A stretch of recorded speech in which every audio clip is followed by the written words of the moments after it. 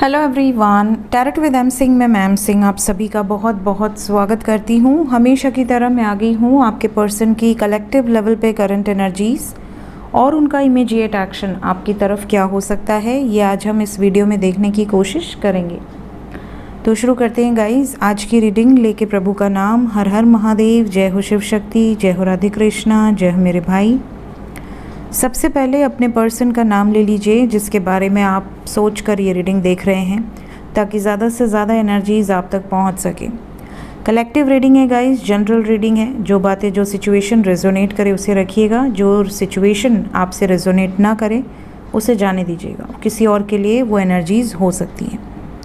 तो शुरू करते हैं। सबसे पहले मेजर अरकाना से देखते हैं न्यू मून की एनर्जीज़ के इफ़ेक्ट्स किस तरीके के आपके पर्सन के सबकॉन्शियस माइंड में नज़र आते हैं। शुरू करते हैं। हर हर महादेव, जय हो शिव शक्ति, जय हो राधे कृष्णा, जय हो मेरे भाई।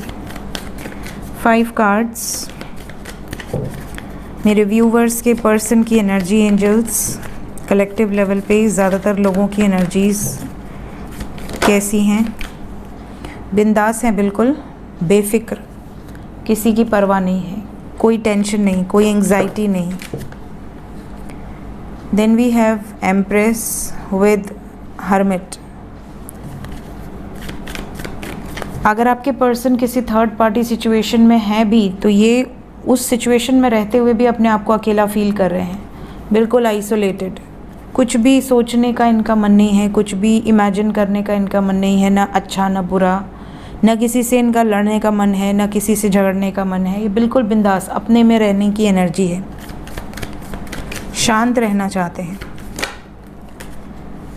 लेकिन अगर इनको इस टाइम पीरियड में किसी ने ट्रिगर आउट किया, किसी ने पोक करने की कोशिश की, किसी ने इन्हें उकसाने की कोशिश की, तो इसका भयंकर रिजल्ट उस बंदे को देखना पड़ेगा, चाहे वो आप हो या कोई अदर सिचुएशन हो। मतलब इनको कोई भी छेड़े नहीं इस टाइम, छेड़ेंगे तो छोड़ेंगे नहीं ये।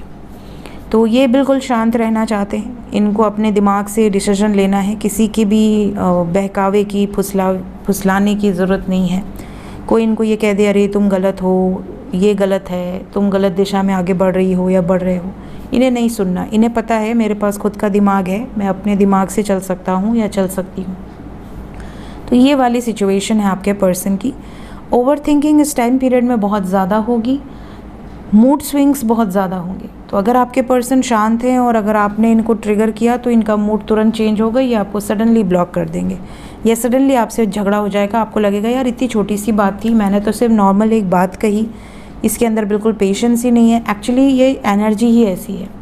आपके पर्सन इस टाइम पे सिर्फ एक ही चीज़ सोच रहे हैं, या तो बैलेंस या तो ख़त्म, या तो बैलेंस या तो ख़त्म, चीज़ें ख़त्म या balance.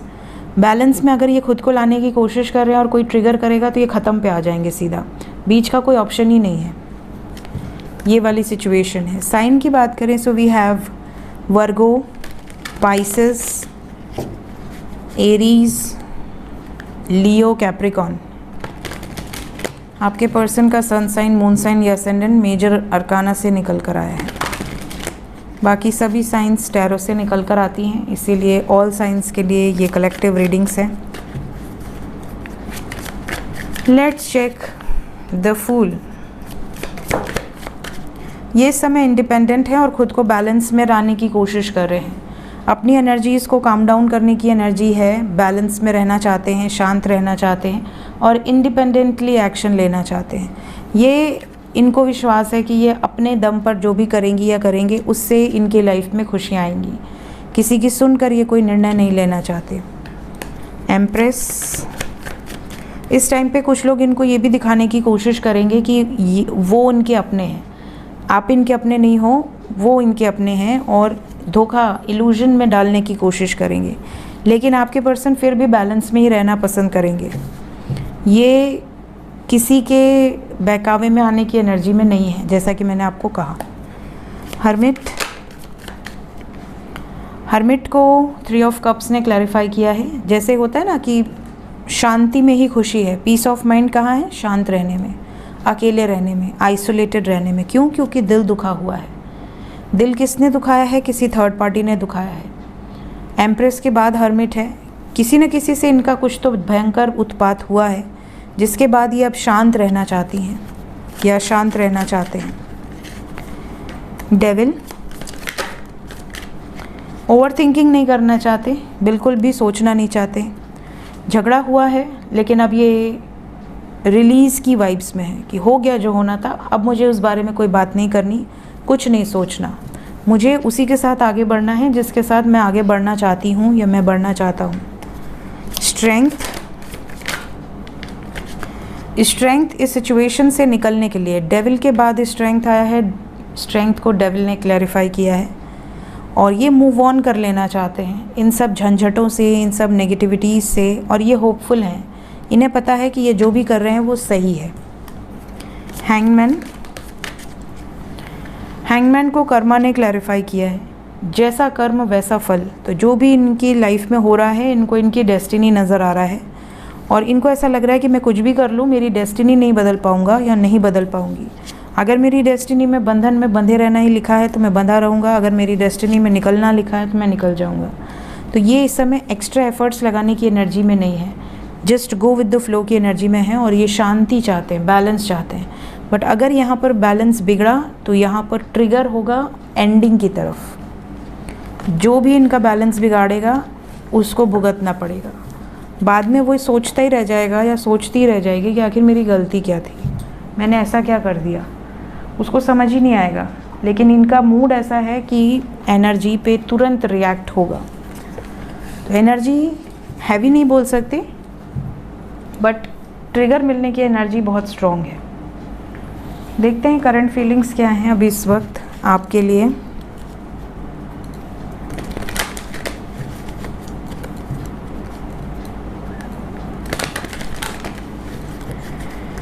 Current feelings right now मेरे व्यूवर्स को लेकर क्या चल रहा है सबकॉन्शियस माइंड में।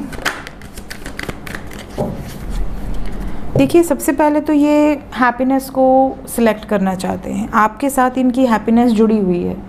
अगर आप दुखी हैं तो ये भी दुखी हैं, अगर आप टेंशन में हैं तो ये भी टेंशन में है, अगर आप एक्शन नहीं ले रहे तो ये एक्शन लेना चाहते हैं।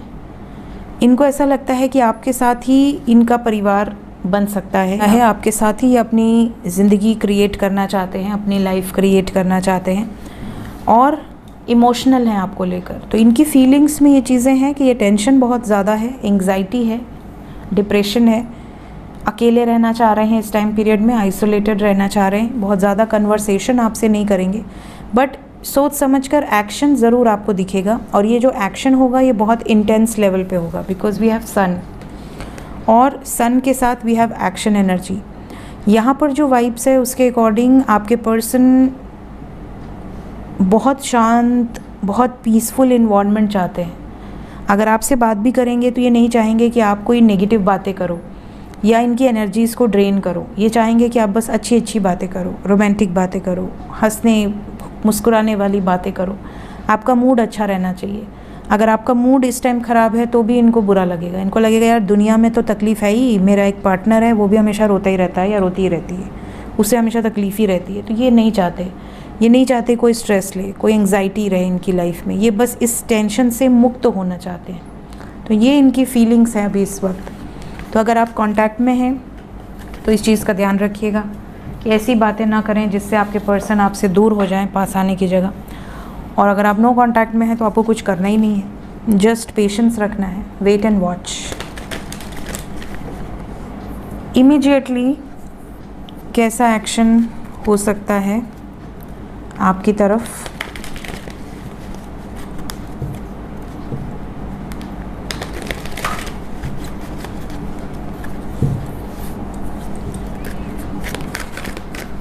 इमीडिएट एक्शन सबसे पहले मेरे उन व्यूवर्स के लिए बताएं जो कांटेक्ट में हैं। जो कांटेक्ट में है खतरा है फ़िलहाल। We have death card with harmony and heartache and loss. आप दोनों की लव लाइफ में किसी की नज़र लगी है या चीज़ें ख़राब हो सकती हैं। आपकी जो विशेज़ हैं उसके अगेंस्ट कोई एक्शन हो सकता है। तो फ़िलहाल आपको अवेयर रहना है। कमिंग 30 आवर्स बहुत ज़्यादा सतर्क रहिए। क्यों आया है हार्टेक एंड लॉस? ईगो में रहेंगे आपके पर्सन, इनके ईगो के कारण आपको दिक्कत हो सकती है, या फिर ये टाइम ना दें आपको ऐसा लगे कि ये तो मुझे समय नहीं दे रहे। डेथ का कार्ड क्यों आया है?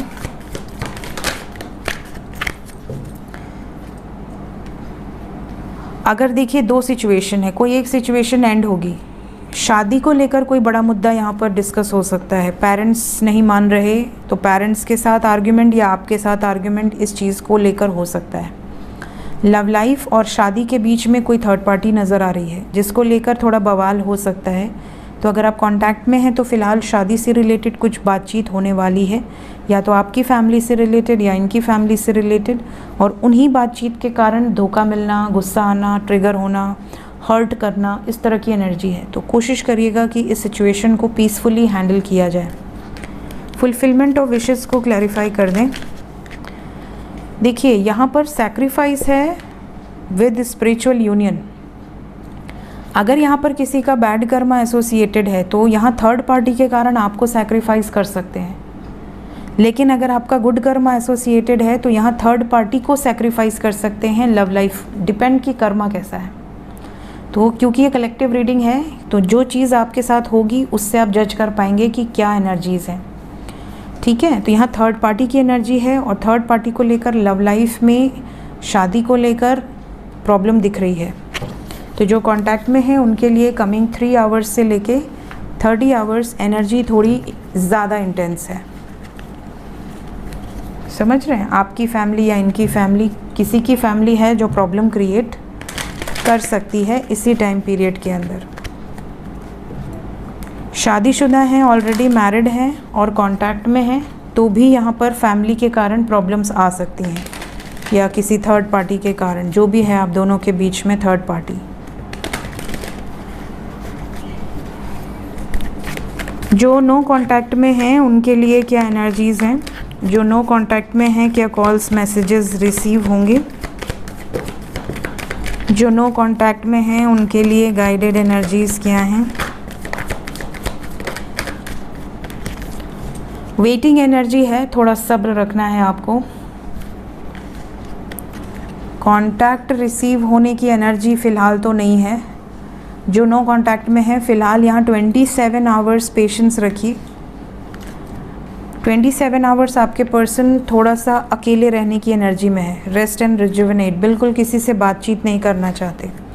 थर्ड पार्टी का और इनका कोई मैटर हुआ है रिसेंटली, कोई कार्मिक ट्रिगर इनको मिला है जिसके कारण ये मेंटल कॉन्फ्लिक्ट में रहेंगी या रहेंगे। तो फ़िलहाल अभी आपको वेट करना है, कम से कम 9 घंटे और ज़्यादा से ज़्यादा 27 घंटे। फ़िलहाल कोई कॉल्स एंड मैसेजेस की एनर्जी नहीं है।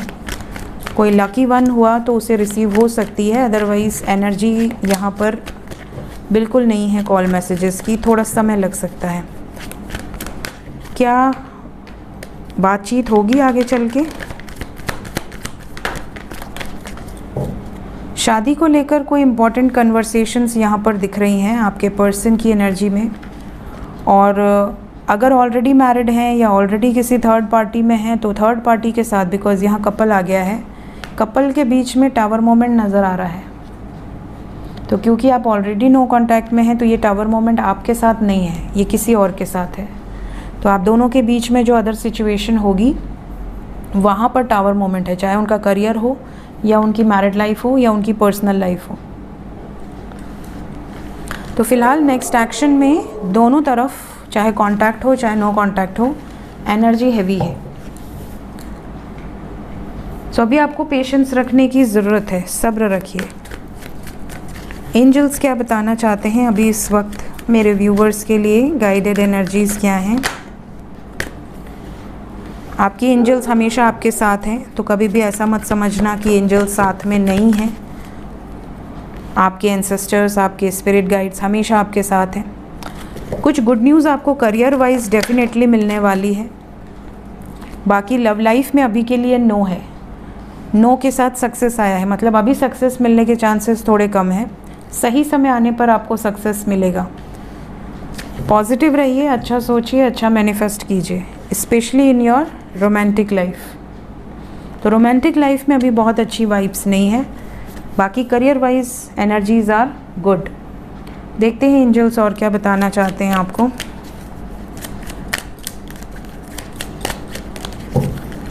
फर्स्ट मैसेज है आपके लिए meditation, second we have magician, third we have farmer.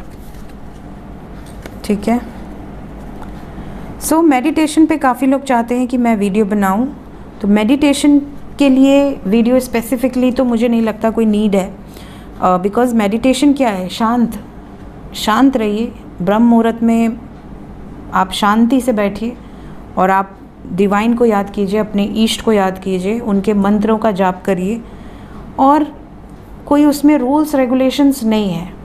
But अगर आप में से काफ़ी लोग चाहते हैं तो मैं एक शॉर्ट वीडियो ज़रूर आपके लिए बनाऊंगी, लेकिन उसमें लोग क्या कहते हैं, लोगों का क्या तरीका है, उससे मेरे को मैटर नहीं है। मैं क्या करती थी या अपने अवेकनिंग टाइम पर मैंने क्या किया था, मैं कैसे अलाइनमेंट में आई और अब मैं उसी को फॉलो करती हूँ, वो चीज़ मैं आपसे शेयर कर सकती हूँ। क्योंकि मैं कोई संत महात्मा साधु नहीं हूँ, तो मैंने क्या किया, जो चीज़ें क्लिक की और मैं अलाइनमेंट में आई, मैं सिर्फ वही आपसे शेयर करूँगी। ठीक है, बाकी आप मेडिटेशन गूगल कर सकते हैं, जो उसके लॉजिकल वेज़ हैं वो मैं ज़्यादा डीपली नहीं जानती, मुझे भक्ति में कोई लॉजिक समझ में नहीं आता।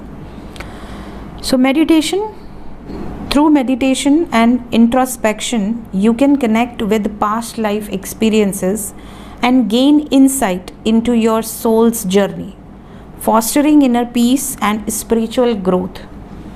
देखिए, कुछ चीज़ें मैं आपको यहाँ इस मुद्दे पर बताऊँगी। जैसे मेडिटेशन, कई लोगों को लगता है कि आप ध्यान केंद्रित करते हैं और आप कोई मंत्र जाप करते हैं और आप मेडिटेशन हो गया 15 मिनट आधा घंटा, एंड देन आप अपने डेली रूटीन्स में आगे बढ़ते हैं।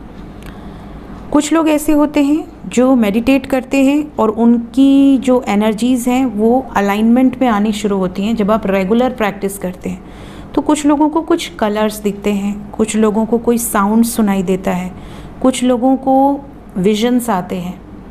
ठीक है, कई बार क्या होता है, जब आप अलाइनमेंट में आना शुरू होते हैं तो कई बार आपको ड्रीम्स आते हैं। जब आप सो जाते हैं मेडिटेशन ख़त्म करके, जब आप जिस भी टाइम पे सोते हैं, चाहे आफ्टरनून में सोते हैं चाहे नाइट में सोते हैं, आपको कुछ विजन्स आते हैं, एक झलक आती है, उसमें आपको गाइडेंस दी जाती है डिवाइन के द्वारा कि अब आपको नेक्स्ट स्टेप क्या करना है।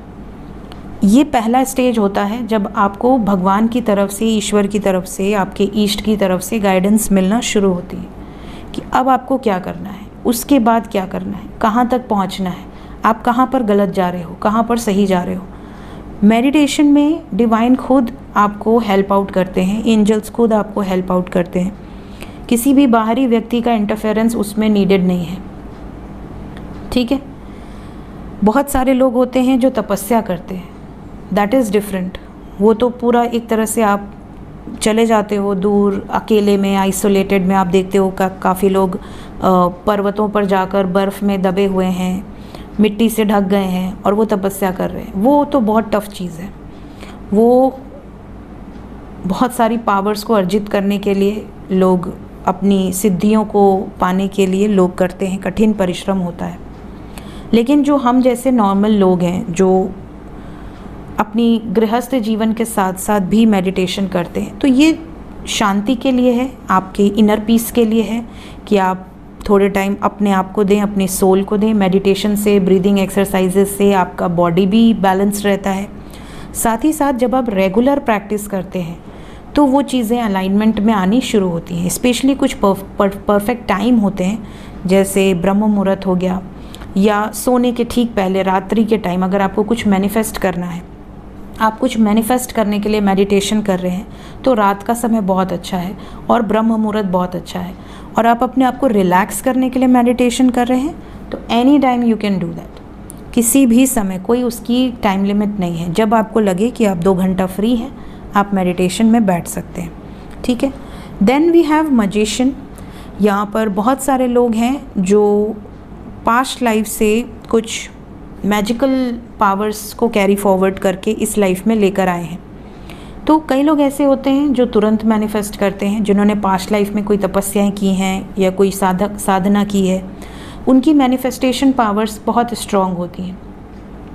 तो काफ़ी लोग ऐसे होते हैं जिनको लोग कहते हैं काली ज़ुबान है, जो बोल दे वो हो जाता है, ठीक है। कई लोगों से लोग डरते हैं कि ये जो बोल देगी या बोल देगा वो हो जाएगा, तो ऐसे लोगों से लोग थोड़ा कम उलझते हैं।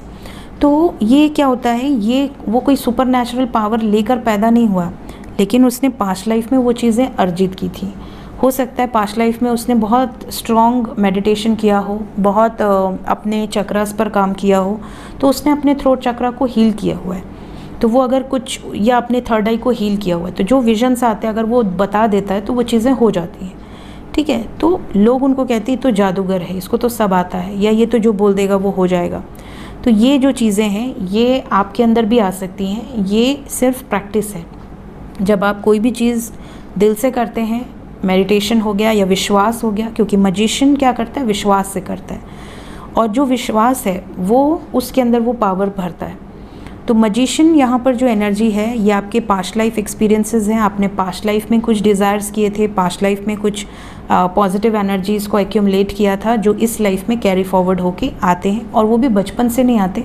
जब उसका राइट दशा आएगी, महादशा या अंतरदशा, वो एक्टिवेट हो जाएगा, या वो हाउस वो एक्टिवेट होगा, वैसे ही आपकी वो पावर्स भी अनलॉक हो जाएंगी। इसके अलावा we have last energy, that is farmer.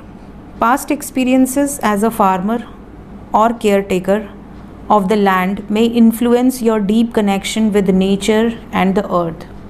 कई बार ऐसे लोगों को आपने देखा होगा जो दिन भर गार्डनिंग कर सकते हैं, या जो दिन भर बहुत ज़्यादा उनको फार्मिंग या फार्मर से बड़ा अटैचमेंट होता है। वो रिसर्चेस करते हैं इस लाइफ में, बहुत ज़्यादा डीप रिसर्च, उनको लगता है कि ये पेड़ कैसे उगा दें, दो पेड़ों को मिला के ये कैसे फ्रूट्स बना दें, दो फ्लावर्स को मिला के एक नए तरीके का फ्लावर्स बना दें। ये भी पास्ट लाइफ से कैरी फॉरवर्डेड। पास्ट लाइफ में हो सकता है कि उन्होंने उसी चीज़ पर काम किया हो, और इस लाइफ में भी उनका वो नॉलेज है जो एक्टिवेट हो जाता है। जो बहुत सारे रिसर्चर्स करते हैं, जिसको हम कलम कहते हैं, कि एक पेड़ निकाल दिया, लगा दिया, प्लांट पानी में रख दिया, जड़ बन गया। कई बार 2, 3, 4 प्लांट्स को मर्ज करके एक नया कुछ इनोवेट कर दिया। तो काफ़ी चीज़ें ऐसी है लाइफ में जो आप पास्ट लाइफ से कैरी फॉरवर्ड करके लाते हैं। इस लाइफ में आपने उन चीज़ों को सीखा ही नहीं, और आपको सारा नॉलेज है कि क्या करना चाहिए, कैसे करना चाहिए। तो कई लोग कहते हैं ना, पास्ट लाइफ होती भी है या नहीं होती है, कौन देखने आ रहा है, करो जो कर रहे हो, अच्छा कर रहे हो तो भी करो, बुरे कर रहे हो तो भी करो, क्या पता आगे क्या होने वाला है। तो ये चीज़ें नहीं हैं। बहुत सारे ऐसे लोग होते हैं जो बचपन से ही बहुत ज़्यादा पास्ट लाइफ की चीज़ों को कैरी फॉरवर्ड करके ले आते हैं। तो आपके जो भी टैलेंट्स हैं, चाहे वो आपका मैनिफेस्टिंग पावर हो, चाहे आपके अंदर कोई हिडन टैलेंट हो, ये सब कुछ आपके पास्ट लाइफ से कैरी फॉरवर्डेड होता है। सो ये थी गाइज अभी इस वक्त आपके पर्सन की energy with some guidance. Video अगर आपके लिए हेल्पफुल होती हो, लाइक ज़रूर किया कीजिए। Thank you so much, take care, bye bye.